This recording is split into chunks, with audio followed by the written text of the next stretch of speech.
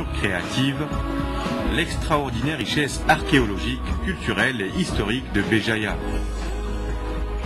Béjaïa, bougie en français, exporta des siècles durant la cire d'abeille produite en Kabylie, grâce à laquelle toute l'Europe s'éclairait aux bougies. La ville actuelle, construite sur les ruines de l'antique cité, les forts espagnols romaniques, qui s'appuient sur les fondations des anciens palais de l'Étoile et palais de la Perle, sont les témoins d'une époque où l'Algérie imposait sa domination sur la Méditerranée. Cette cité, construite en escalier au flanc d'un pic ouvert de bois et la mer, dont les vagues battaient ses murailles. Aux portes même de la ville, des possibilités de promenade et de randonnée dans un décor exceptionnel. Le climat et la nature de Béjaïa sont tellement accueillants et généreux que le singe magot, qui est une espèce menacée en voie de disparition, y a élu domicile sur les hauteurs de la ville. Bien que farouche, il s'est habitué à la présence de l'homme. Devenu une curiosité, les visiteurs se déplacent pour découvrir son côté espiègle qui amuse et ravit les passants.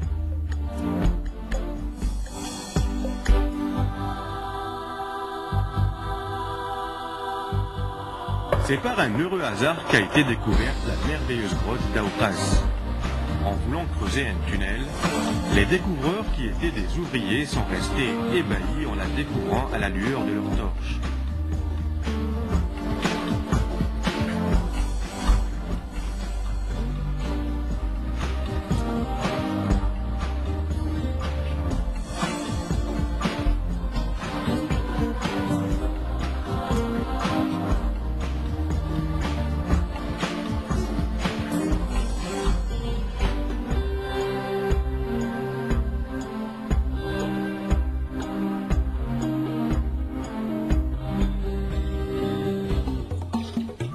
Toujours dans la wilaya de Béjaïa, nous parcourons la Z d'Agrioun, par la route départementale longeant la plage sur des kilomètres de sable fin.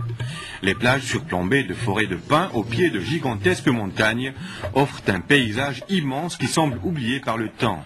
Ici encore, tout reste à découvrir. Sur cette contrée exotique, la Z, qui compte 32 hectares de superficie globale, dont 15 seront aménageables, accueillera une infrastructure de base qui comprend 4 étoiles pour 690 lits, un hôtel 3 étoiles pour 209 lits, 16 résidences au standing pour 64 résidences moyennes pour 120 lits.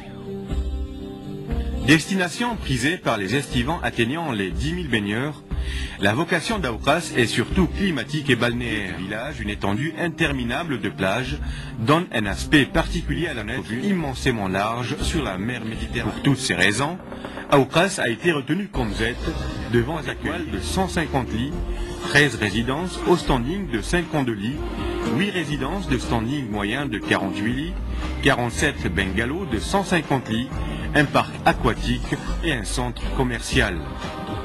La superficie globale a été fixée à 61 hectares aménageables de 16 hectares. Aux environs immédiats de la Z d'Aoukas, d'immenses forêts à perte de vue ornent la côte escarpée et sinueuse. Avec sa végétation luxuriante et ses cascades abondantes, éparpillées ici et là, des bassins naturels se sont formés. En somme, la région est un véritable spectacle de paysages à ciel ouvert, accrochés au flanc des montagnes.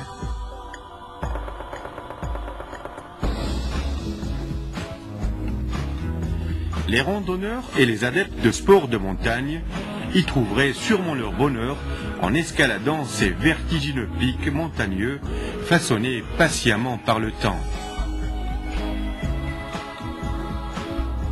En contrebas de la route, on y aperçoit une eau limpide et fraîche provenant des fameuses gorges de Kharrata, déambulant sur un lit rocailleux, profond et spectaculaire, offrant aux visiteurs de la région un panorama à donner de vertu. Loin du vacarme des grandes agglomérations, la région offre un climat tellement clément et accueillant qu'il s'y retrouve une faune et une flore si riches que les oiseaux rapaces et les singes règnent en maître sur ces montagnes majestueuses.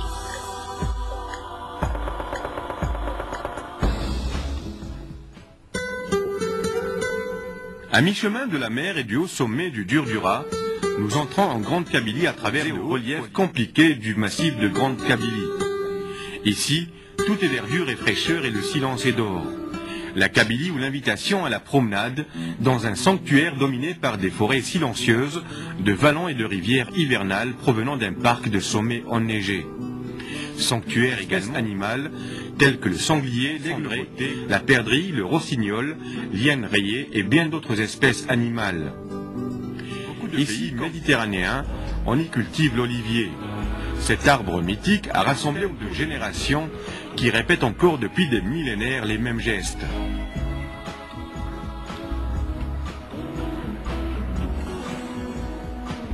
La cueillette et le pressage des olives semblent tellement tout se fait encore de la manière la plus traditionnelle.